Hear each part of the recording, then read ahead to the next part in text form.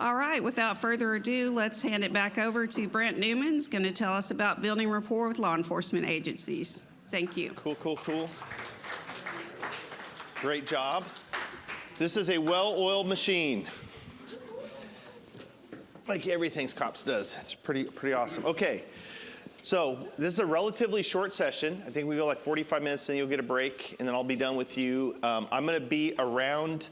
I think the guy comes in about 4:30, picks me up. I'm on a flight at, I don't know, 6 or something, and then home late tonight.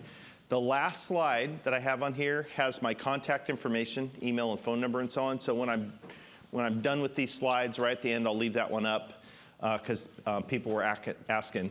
The video that you saw right at the end, that's Rick Rigsby, R-I-G-S-B-Y, I believe. And he's got some really good motivational stuff on there. He gives speeches and things. I've actually met him before, like super good dude.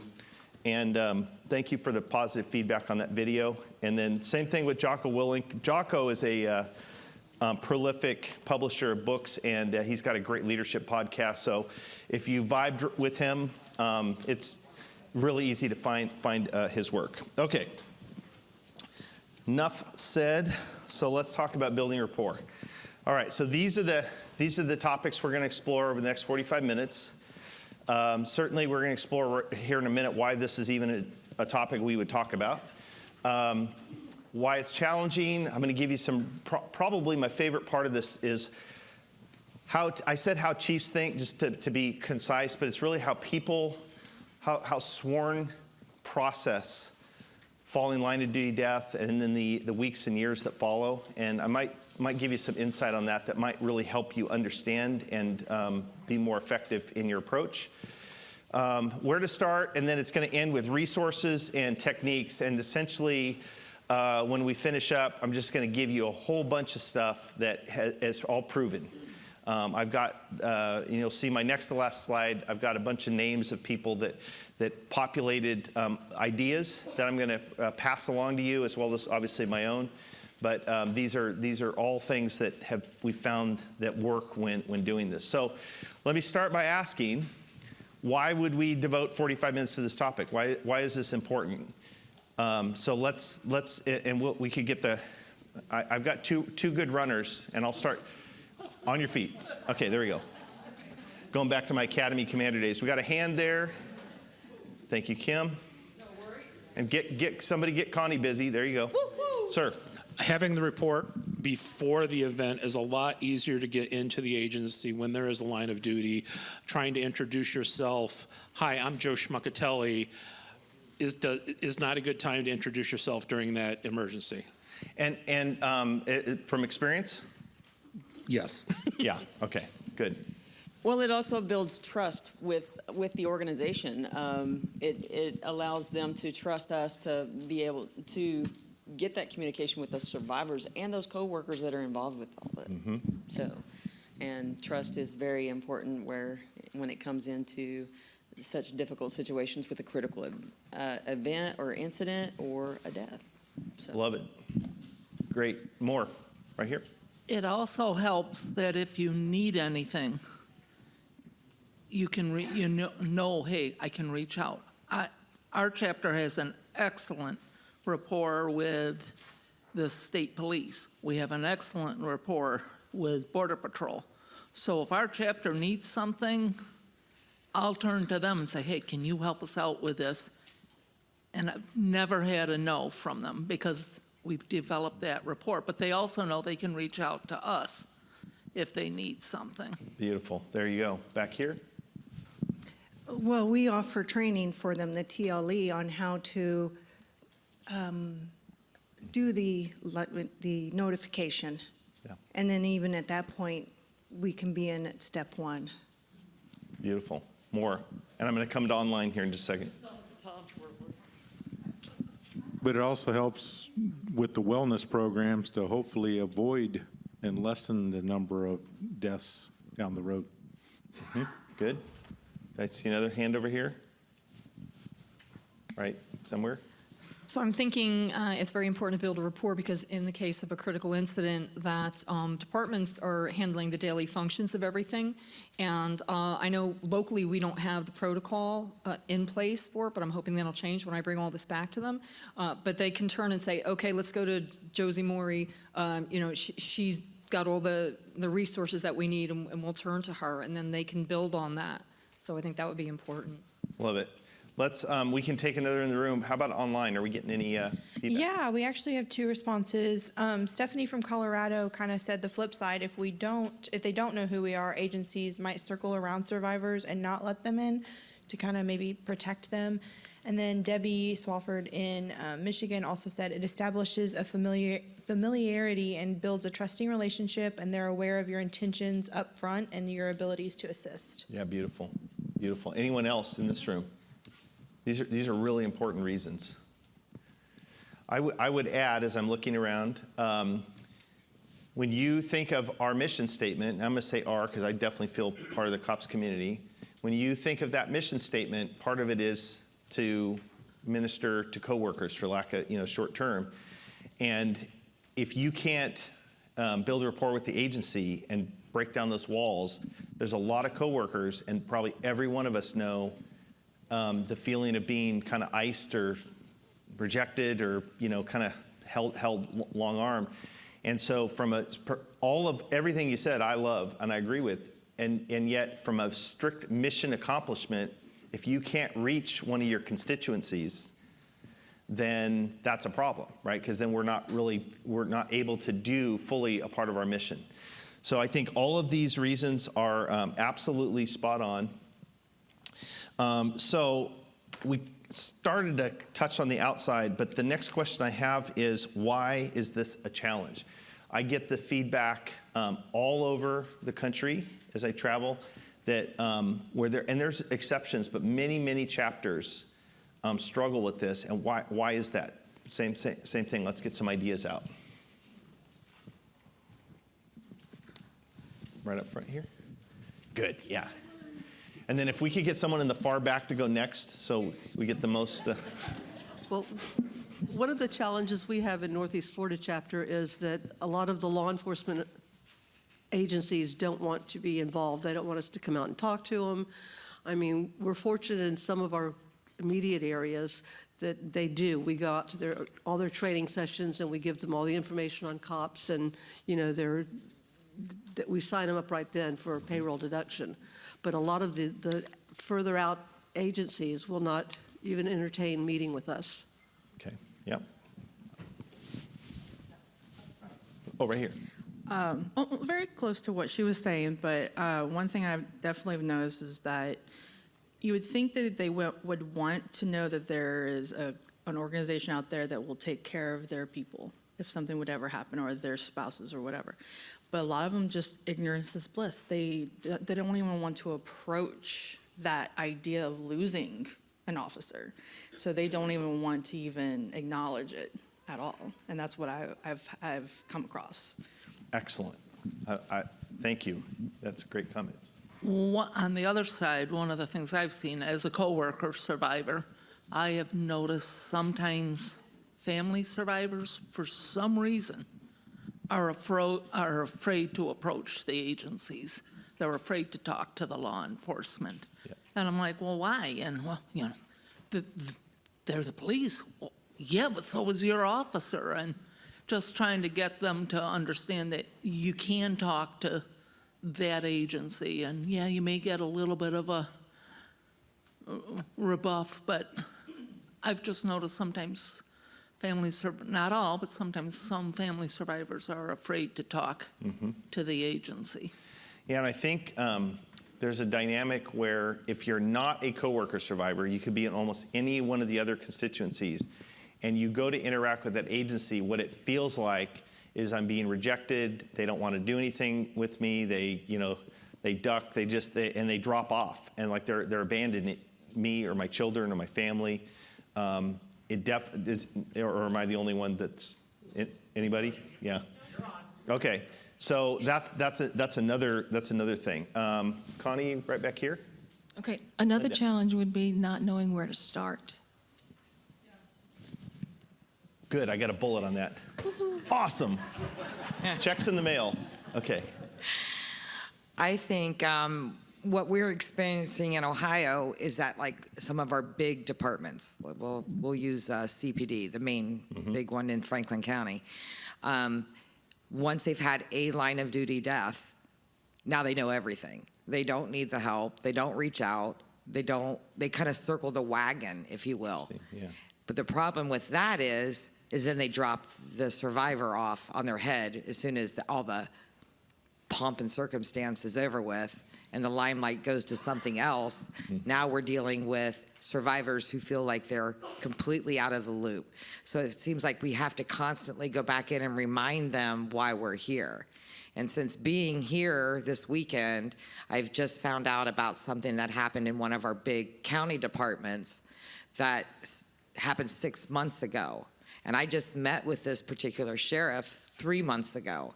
But they're not passing the information along, so it stops.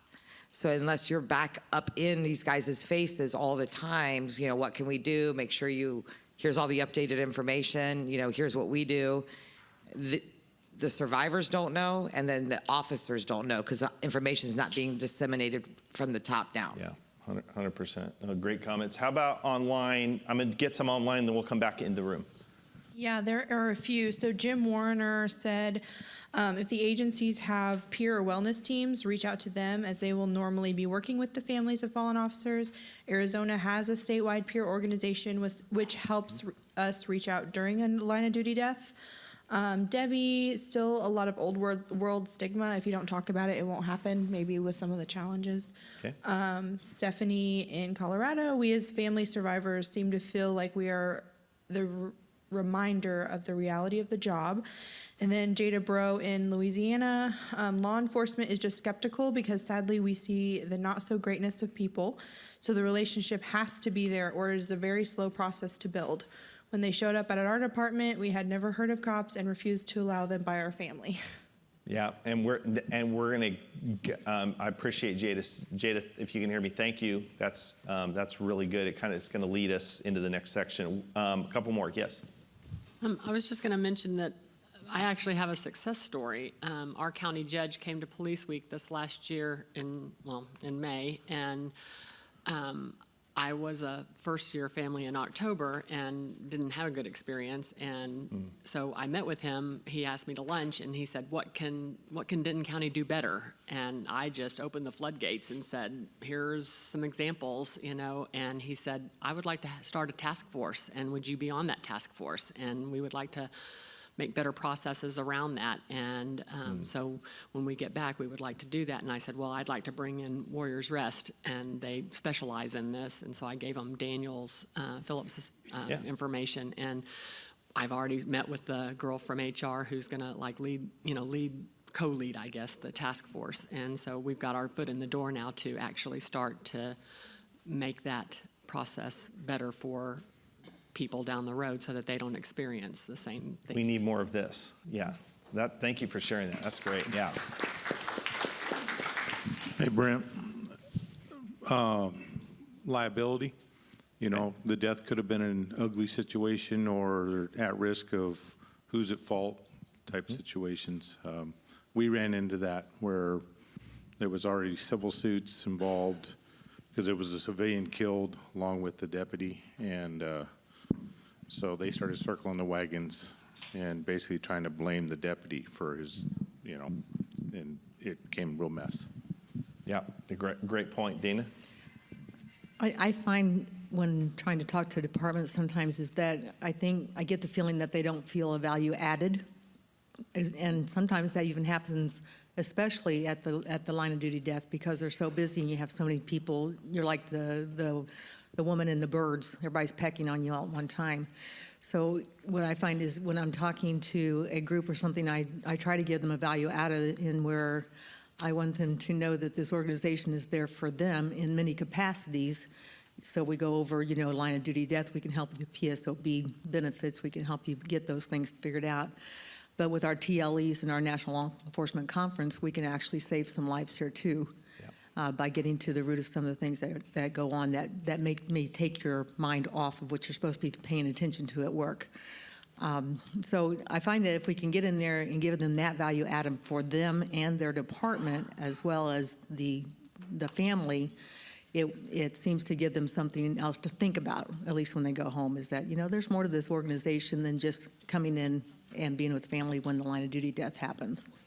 So where I want to go, that the last several comments have all been, I couldn't have scripted it better, in terms of your thinking. Your comment reflects kind of the awareness of what is going on the other side of the table. And I think what happens is if you're a survivor, and I think particularly, some of our survivor constituencies particularly, you have deserved to be served and to be surrounded with love and compassion, not only by C.O.P.S, but by the agency. And then what ends up happening is you get into a board position, and without even knowing it, you're kind of still in that mode. But what you just said is when you're on a board, you're actually flipping that script. So instead of kind of like receiving that, you're in a leadership position where you're now in a position to give or give back, right? That's why your chapter exists. And yet, there's several comments that are acknowledging, maybe for really understandable reasons, like Dave talked about the liability and some of the other things. That's all in play. So what I wanted to do for a minute or two is to give you some insight. And again, I said, how chiefs think. But what I'm using that word chief is sheriff, colonel, commissioner, all the command staff, but all the way down to rank and file officers, including coworkers that worked with that officer. So one of the things, and the reason I'm doing this is because I think if you can, for just a couple minutes, put yourself in that chief's shoes as I kind of lead you into that, it's going to give you a really important insight. And when you have that insight, I think it's going to dawn on you, like how to approach it. And then we'll talk about some specific things, but why those specific things make sense. So when we understand what their concerns are, let's in fact start with the officers. So being an officer means that when someone finds out you're an officer, just generally, just think of this. And those of you who are spouses, you're mothers, daughters, sons, fathers, you've all experienced this if you have a cop in your family. Or siblings, we got siblings in here. The first thing that happens is when your officer becomes an officer, they start getting all the different comments, right? Oh, which of course, when you're in a big agency like mine, do you know officer something? Like, yeah, absolutely. I mean, there's only like 11,000 of us. Totally know that guy. Yeah, is he kind of like not tall, not short, kind of medium, wears a tan uniform? You do know him. Okay. Absolutely. So the other thing that happens is everyone's got their cop story, everyone's got, their ticket story, they're hitting you up for stuff, and most of it is just really innocent and fun. But the longer you get in a career, it's like, you're trying to really hard not to suppress, or try to suppress the eye roll and everything, because it happens over and over and over again. So a little bit of that. On a more serious note, you also have this sense of protection for the officer, the family. The officer maybe takes different routes home, or changes at work, does things that like normal people wouldn't even think about in order to protect the officer and the officer's family. And so there's an awareness, a kind of a hyper awareness. I wouldn't call this hypervigilance. That's kind of a different thing. But there's this really like a base level of high level of awareness about what's going on. And then some people, they're wanting stuff. I remember even as a young officer getting a call by somebody, and he wanted me to do something that was essentially tantamount to ticket fixing, and he was in an official position and so on. It was easy. I told the guy to take a hike, and that ended up being like a termination prosecution. I think he found somebody else, and that took its own deal. But it happens. And so for all those reasons, and what your officers are dealing with, just in dealing with people that are mad, sad, and bad all the time, even the best of our society, we only usually encounter when they're mad, sad, and bad. It creates kind of a mindset. Well, those same officers are the ones who become sergeants and lieutenants and captains and commanders and so on, and have rank and authority. And that doesn't get lost. In fact, when you promote within the agency, that same dynamic's present, but begins to morph into something else. And what I mean by that, for anyone in a position of authority, there are always those who want something from them. Always, within the agency, outside the agency. It's almost watching my wife raise 4 kids, especially when they were young. She would describe like, oh my gosh, these kids are like tugging on me in every way you can think of. And it's just so exhausting to have constant, the pull.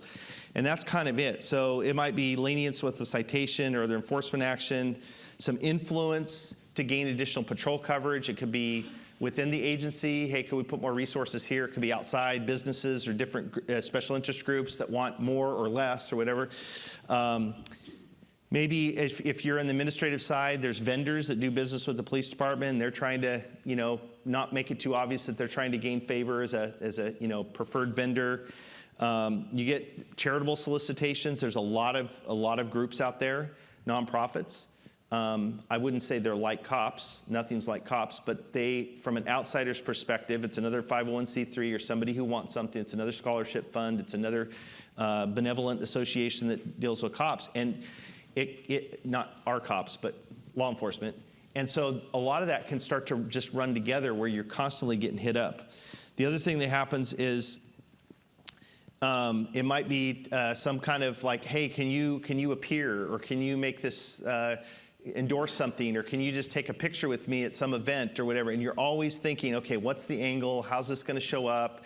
I'm good with endorsing or appearing with this person, but now all of a sudden it becomes political because that person's connected with another person. So that's just the reality. And I'm not asking you to feel sorry. Anybody that goes into leadership at increasing positions, that is part of the territory. I'm not asking you to have sympathy, but when you understand that you have to be really, really circumspect, you have to be really careful in all those interactions, because there's a lot of ways that things can go wrong by a simple error in judgment.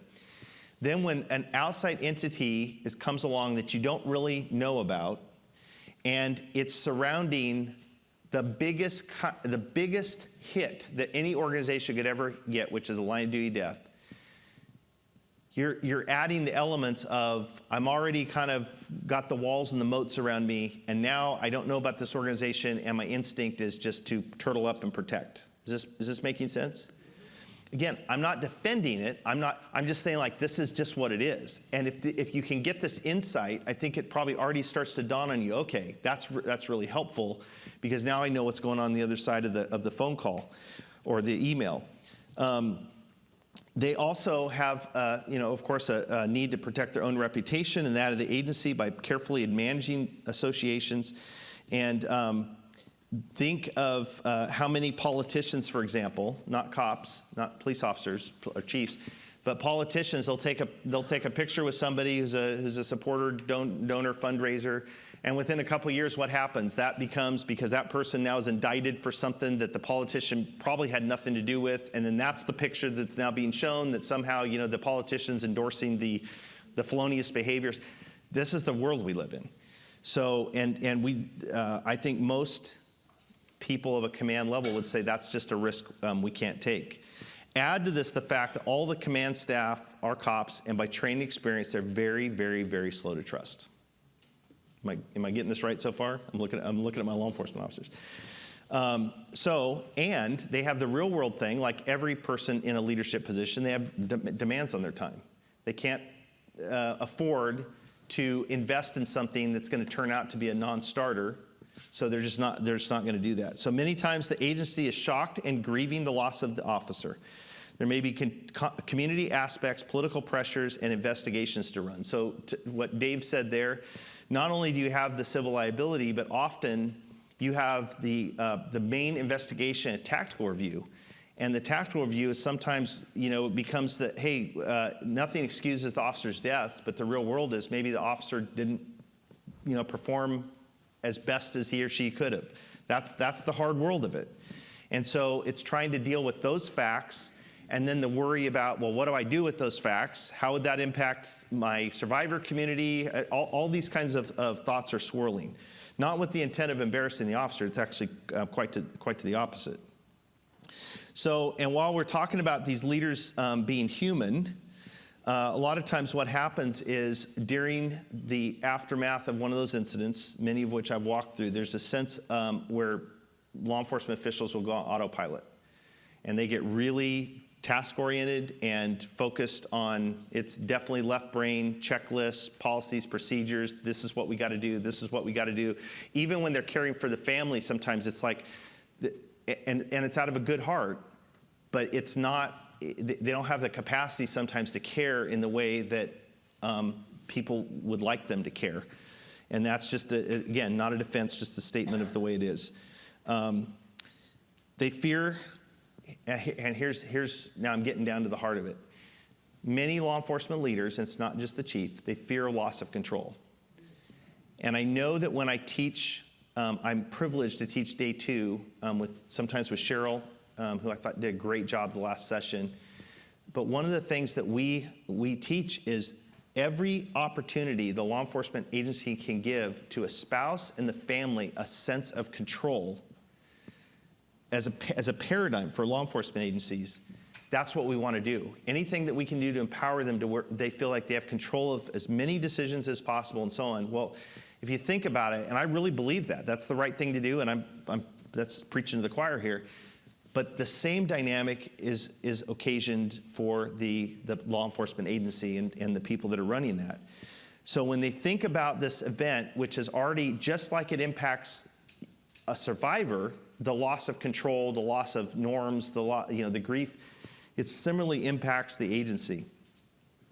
So an untested group, if they don't know you, even if they want to let you in, that group, for risk management and feeling some sense of control, that group and that relationship has to be managed.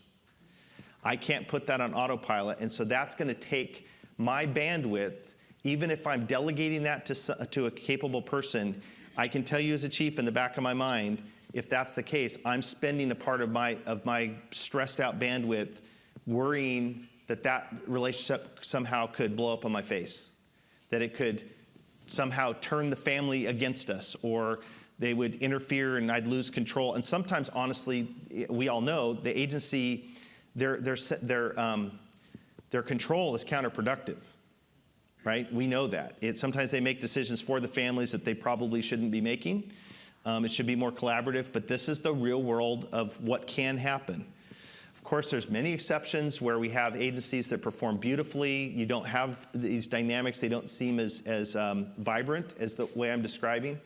But in the cases in which you're having struggles, I would suggest to you, especially when you're being rebuffed or you just can't get a relationship, that some of these dynamics may be in play. So then you come along as a chapter, and unless they've heard of C.O.P.S and have a favorable opinion, both have to be in play, the response toward you or your representative from the chapter is likely to be something far less than a greeting with open arms, for all these reasons I said. Fear is an unspoken companion for many leaders, especially if any of the following exist. They're new to the role. You have a new chief, new commander, new peer support captain, whatever it is. They were under-resourced before the LODD. Many of our law enforcement agencies already feel an incredible amount of stress right now because they are spread way too thin. An LODD hits, they still have the future of a normal patrol function, even if temporarily some agencies helping them out. And now they're having to deal with the most catastrophic, cataclysmic event possible within their agency. If it's the first time in memory this has happened to the agency, and in some cases, as we all know, it's the first time ever, or if that individual that you're dealing with has personally experienced previous trauma that has not been addressed. So the reality is, I firmly believe that some of the behavior that we would probably, that you may have experienced that seems super insensitive and so on, you have C.O.P.S that ended up that at a line sergeant, maybe lieutenant level particularly, maybe even above, they lost a coworker, or they didn't lose a coworker, but they had all the normal junk that they got exposed to as C.O.P.S, never addressed it, never dealt with it, and now this thing happens, and it is just rocking their insides. and they are living in quiet desperation, trying to hold it together, look good for everybody, do everything right, and sometimes it's just too much for some people. I wish the world weren't that way, but is this helping? This is the real world on the other side, behind the curtain. So any of those things, new to the role, under-resourced, first time it's happened, or if they've got unresolved trauma. So what are the fear areas? A partial list. We already talked about loss of control, failure to do the right thing. There's so much pressure. If they do one thing, and especially if it's in an area that's of ignorance and it's not received well, the stakes are so high. I experienced that myself one time. Someone else trying to take over, and that's even beyond loss of control, that they would, someone else would try to take over or take credit or assert inappropriate influence. I can tell you, in managing huge events, like we had this fire that killed 86 people, I think, in Northern California. I was the co-incident commander. It was absolutely amazing within the first 24 hours how many organizations, 501c3 type organizations, showed up and wanted, they had like a gift. Hey, we want to help. And so now we've got to, on the fly, try to vet these, and then you find out, well, yeah, they're doing this so that they can. They had, would have media show up to want to do interviews to show off their deal. We haven't even accepted their stuff. In other words, it's really compromised motivation, and we had to shut a lot of that down. So if that mindset that I just described, like me, if I don't know you, what do you think your chances are to just go right in and start helping? It's pretty low.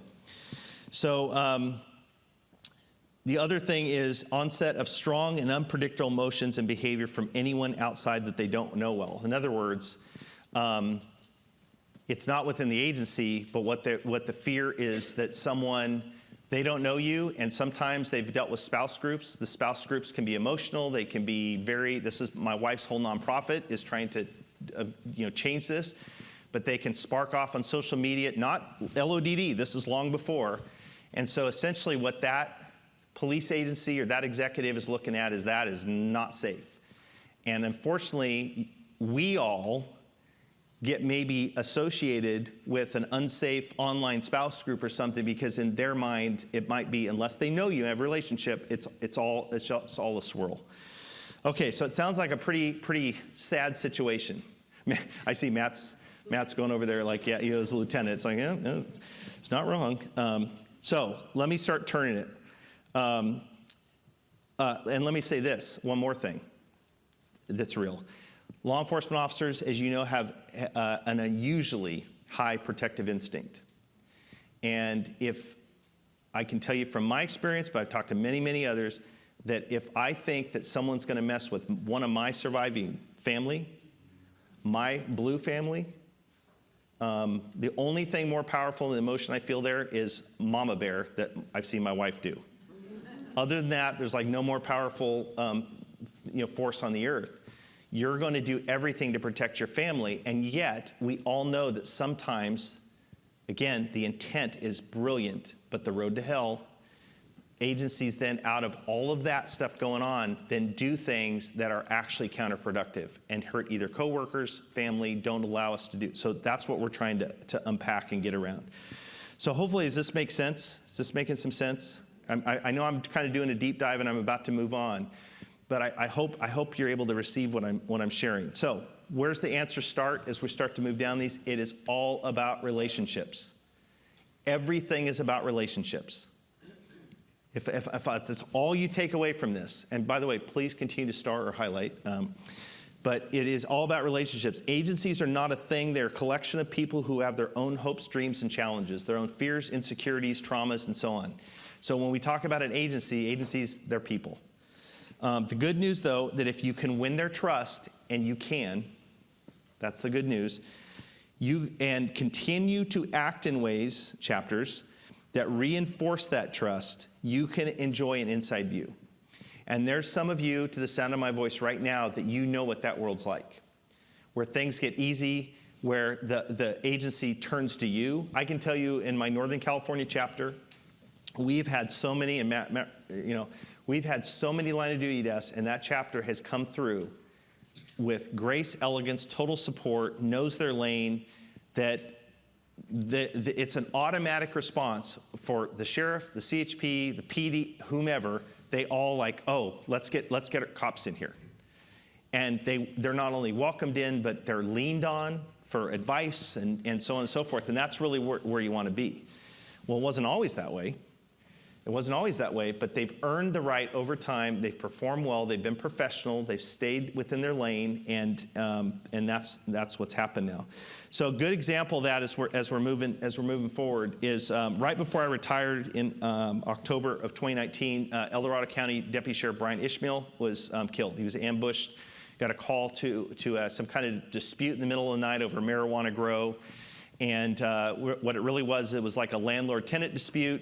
There were two illegal alien farmers who were not wanting to pay the landlord who was letting them use their land, and they were basically in a kind of a civil dispute. He didn't tell the sheriff's department that. He just says there's might be some men with the guns, and they went out there to investigate, and Brian lost his life. I rolled immediately, because the sheriff is still a friend, obviously, and a peer, and I sat down with him. They had not had a line of duty death in that sheriff's department. It's a very well run, very good sheriff's department, but they hadn't had a line of duty death in like anyone's memory. So we had a moment. The point of the story is we had a moment, and he was doing great, but I got him one-on-one to kind of do some peer support. And then, we had a moment, and then I was able to look him right in the eyes and say, John, there's an organization called C.O.P.S, Concerns of Police Survivors. And I said, every answer to funeral, caring for the family, caring for the coworkers, aftercare resources, they have it all. And as soon as you're ready, they're going to want to come alongside to work with Katie. I mean, it was the whole thing. And he's a super strong, tough, emotional, physical guy. He just, thank God. And so he was able to, and C.O.P.S got in there right away. Of course, because I know my people in the chapter, I'm making the peremptory call. I'm saying, hey, it might be on your radar, but I've done that with Matt. Hey, we got a situation, it's not looking good, because I'm giving them the initial deal. But you see that? That's because there's trust, and it all works. So let's talk about, in terms of where to start, it really is about relationships. And so one of the best tools that you guys have in terms of resources that we have is the TLE classes. Anytime you can get a TLE class, we've been packing those things out. The reviews on the back end are, this is like the best class I've had in my career, the line level COPS. We do a ton of peer support because it's so realistic, we trigger people, and I'm still doing peer support for classes that were last year. We get a lot of people into further help. We are able to influence command staff that show up. That class is doing a ton to further the mission of this agency. Yes, ma'am. What's that? So are you Texas? Is that what that? Yeah, we were just down San Antonio, and they'd have that mechanism. And every state, so COPS usually works out ahead of the TLE, the national staff. That's one that they do to contact. Like when we were in California, they contact California Post, and they work that path so that the people that sign up get the post credit, or the whatever it's called in your state. Okay, so that's all the hands-ons program, the fact that you can tell them that, hey, I got something for you, and it's free, you just got to get there. And then when you guys are raising money at the chapter level, and you can say, yeah, we'll cover your plane ticket. You just got to get there. They can't believe that. Like, yeah, there's literally no catch. We don't need anything from you. We just want to love on you. That starts to win hearts. The other thing is your website, the COPS website, is loaded with information, and it's one of the better websites in terms of a lot of times. I was one of the first things I pointed the sheriff's department. I said, they'll come in here and make it more personal. And he had his staff right away, and he came back like an hour later. He goes, oh my gosh, there's a ton of information on there. Yep. The other thing is other chapters, that when you're hearing about just the mingling, other chapters that are doing things, they're making inroads. We've already heard some examples. I'd be calling them, I'd be networking them here and say, hey, what are you doing? What works for you, and see if that applies. So the final area, and I'll kind of blitzkrieg through this to conclude, is techniques. So I'm going to share a couple kind of in rapid succession, and I feel like I want to put these on a flyer or something. But So one is develop a champion within the agency. If you have someone, it doesn't matter the rank, someone who is respected within the agency, an informal leader who has the ear of leadership, developing that champion by sharing, winning over, become trustworthy. That a lot of times, like for example, if I know Matt and he's in his agency as a lieutenant, and Matt becomes sold out for C.O.P.S, that multiplies my ability to reach agencies if I'm not a law enforcement officer, like tremendously. Because they will, if Matt calls and validates it, or if I call and validate it, that's way more than half your job right there. Like, really?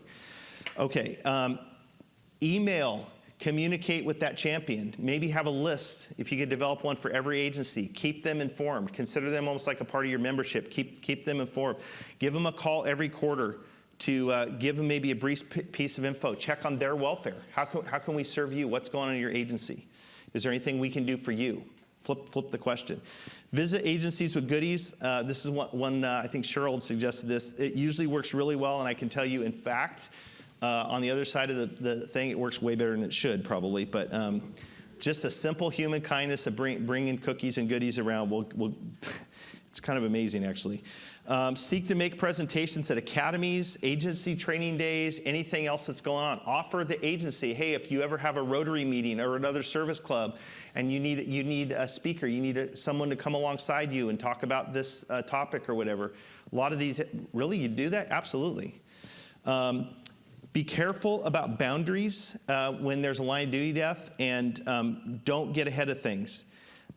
So one of our past presidents had said, not national, but his chapter said, no, there shouldn't be contact from C.O.P.S generally before the department has confirmed the LODD. That probably makes sense, because then that's like, we haven't even confirmed that, and that feels sketchy. Otherwise, in her words, it looks like a vulture situation. If someone on the board has a contact with the department, by all means reach out after the confirmation. And where you want to get to the gold standard is the relationship is developed to where they're contacting you. Otherwise, wait for it. And okay, we already talked about that. A couple more. If a board member is in a good place with the department, reach out to them to let them know what C.O.P.S does. Ask surrounding area departments to maybe have a meeting with the chief, the captain, to explain mission, resources, etc. Invite, especially if you have a coworker in an agency of some rank. That's a great. Matt's a lieutenant in his department, adult child, and he's a tremendous resource for his agency and others, as well as obviously for C.O.P.S. Make sure your board, this actually has to do with this topic, make sure your board is diverse in terms of all the constituencies. You have really active people in every kind of constituency. So if that chief goes, man, I'm having a really tough time with the kids situation here. They're teenagers where or even our peers, we're not sure what to do. And you have good people within your membership that you've already talked to and that they would be willing to serve in that way to help out, that can be absolute gold. Let's see.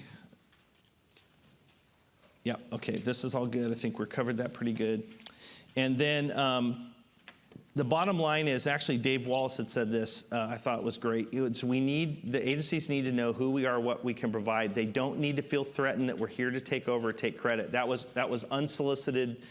You weren't looking at my outline, but he understands, being a former law enforcement officer. They need to know that we want to come alongside them, and actually what you all do is you lighten their load. If they can come to understand that, they will welcome you in, because you really do. Substantially. But they have to come to know that.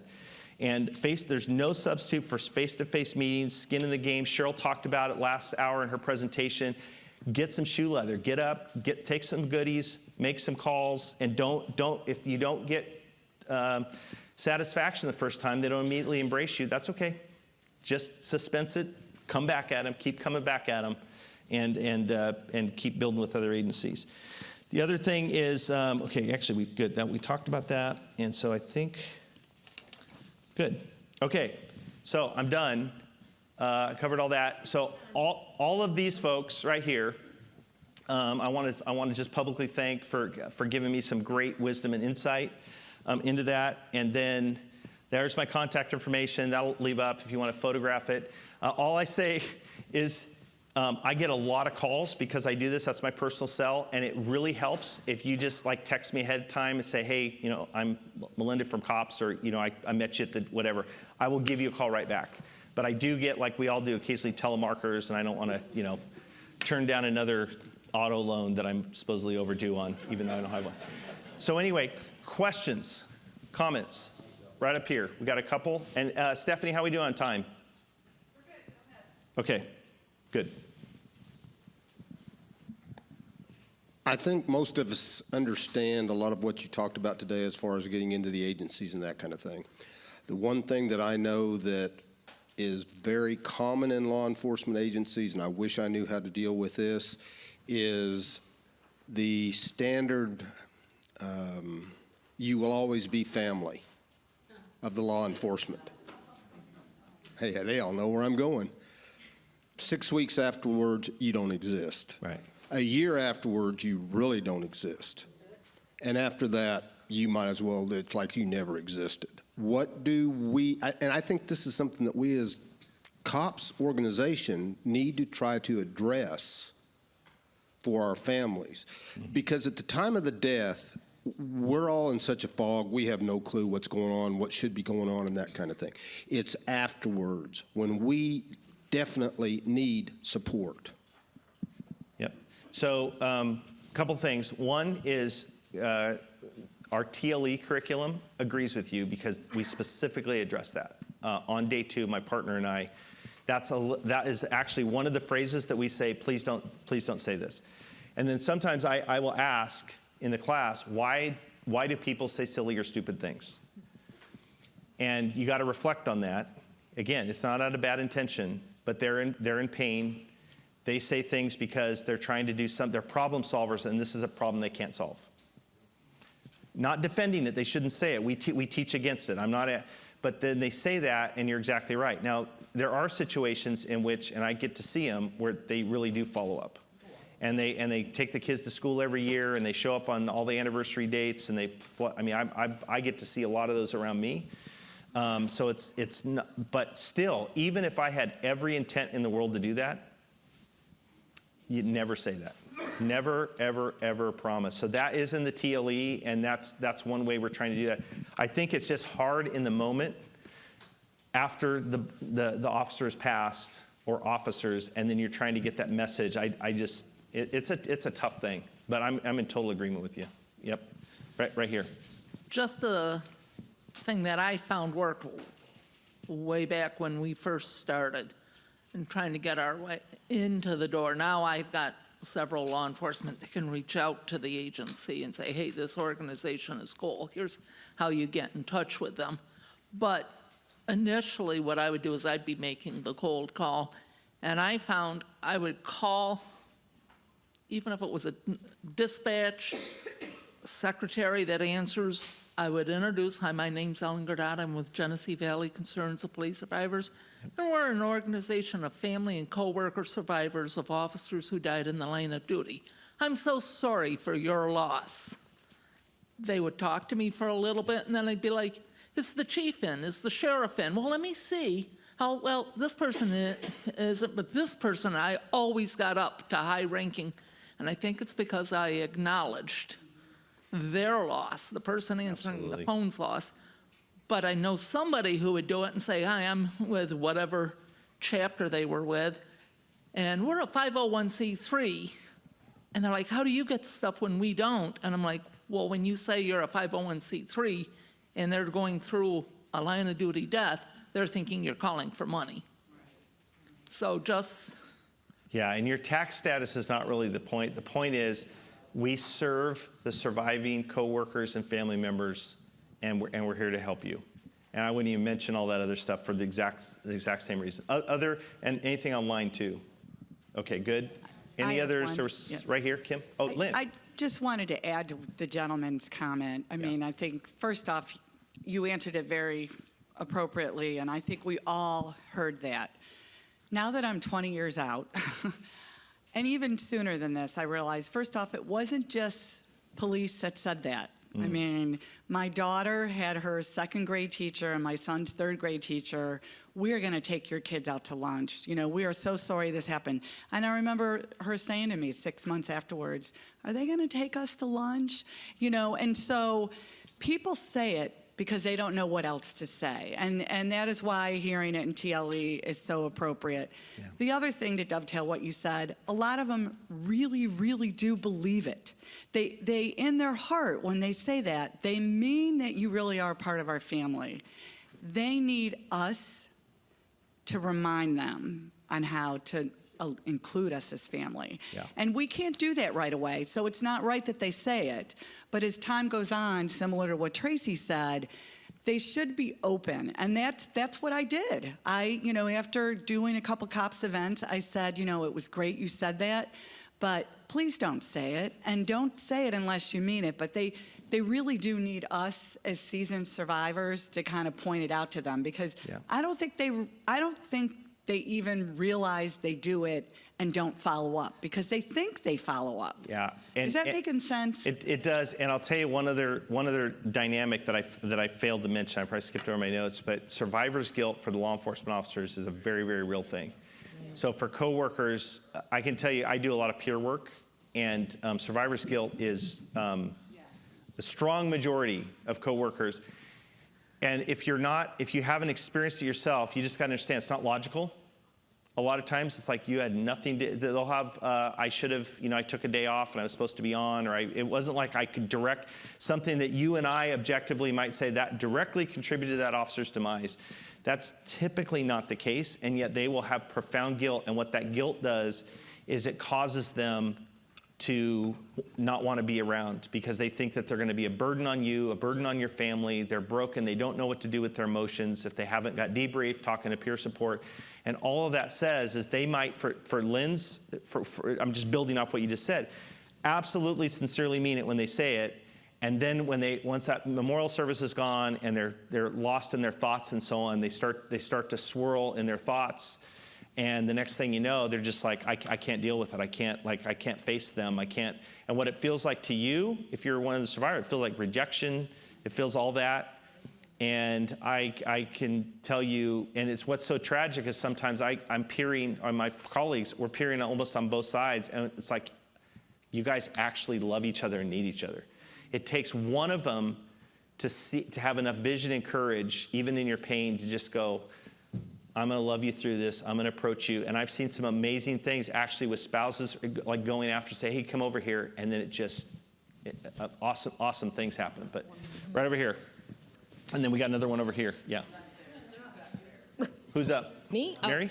One of the things that I was thinking of is that, well, in medicine and wellness, you know, you don't forget prevention. You don't really wait till a person gets sick before you try to attack the disease. Yes. So I would think that you develop some type of plan. And one good way to get in that I would think is to contact someone from the HR department, the person that probably handles benefits or whatever, and then you go and you introduce your group to that person that deals with the police department with their insurances and all this stuff. So, and tell them who we are and what we can do and whatever, and ask them if they would contact a person who would be a good point person at the police department that deals with these line of duty injuries and stuff and whatever they present to what they have to offer. Let them know about C.O.P.S. and then ask them if they could talk to someone to try to set up a meeting with us so that we can then tell them, as you go to your families and deal with your families, could we speak on how we can get you to, as you're telling them about everything, then they can go ahead and put C.O.P.S. as a part of their, you know, them letting the family know that this is also another good resource or whatever, and then we can work from there to already have a plan in place so that when something happens, they can automatically call us, we contact them, and then you can. In my experience with HR and benefits people, that if you can reach them directly, they're actually, because that's their world, that's their profession, if you can help them with information, they will, like, absolutely, let's sit down, show me where all this is, and then you develop that relationship. That's a great idea. There's someone over here. 5? Okay, good. Thank you, Stephanie. Well, I know in my experience, because we kind of touched on this the first day when we met with our Southeast Region trustee. My husband's agency, there are only 4 officers left within that agency that even knew who he was, okay? And so I reach out to them when, because I'm originally from Oklahoma, and so when I go back there, I purposely make it a point to drive to Stroud, even though it is not where I'm staying, not what because I reach out to them to let them know that, you know, and I think part of it is in the beginning, I don't think they knew what to say or what to do, and one of them actually said, well, you know, Janet, I was going to call you, but, you know, I didn't want what I said to kind of, you know, dredge up that. And I said, sweetheart, I live with it every single day. And I said, what you guys don't understand is when you don't talk about him, it makes me feel like he's forgotten. Yep. And I said, we love hearing stories about him. And so now they'll just like send me little burps. Hey, got this little thing on my Facebook. Just thought you'd like to see it, you know. And in January, she was originally his sergeant, but she is now the assistant chief. And she sent me a message and said, Janet, we've been going through some of his stuff and found a traffic stop he did. You can't see him, but you can hear him. Do you want that? And that, sorry. Yeah. That was amazing because that's one thing I always tell people is record their voice. If they snore, record that because you won't sleep for a long time. I had to get used to sleeping in silence. And so, but that made me feel so good because, you know, first of all, she asked if it would be okay, but secondly, she took the time to do that. But a lot of that is because I kept reaching back to them. Yeah. You know, it's a two-way street, and I think we have to, as survivors, realize they're survivors too. Yeah. You know, and they don't have a choice but to go back to work. Yeah, I wouldn't, I love that. Thank you. Thank you very much for sharing that. I guess considering what's at stake with the relationship between the survivor community and maybe you and the agency, your chapter in the agency, I would want to make sure what should happen, in my view, is we should, on the law enforcement side, we should be initiating these. We should be caring. We should be stepping up. Probably you and I, any two of us, we would have no air about that. We wouldn't have any difference of opinion. But we're dealing with the world of reality. And that's why I spent the time that I did saying this is what's going on sometimes behind the scenes. And I've seen so many survivors, not that they should have been the one, but they will do what you did. Yeah. They will keep that relationship, they'll initiate. And that has been the thing that has caused so much healing, so much. And then once they're out of trauma brain and they're out of fear, I've seen big old cops at that moment where it's like, I don't blame you, or it's, oh, okay, I just love you. They'll just melt. And they, at that point, that's the pivot where their new journey starts. And it would never have happened without that survivor. So, you know, you as a chapter, I think you're realizing, boy, you have so much ability to do good. And if they are a coworker, you just said it, that's part of your mission. So I think see it as an opportunity.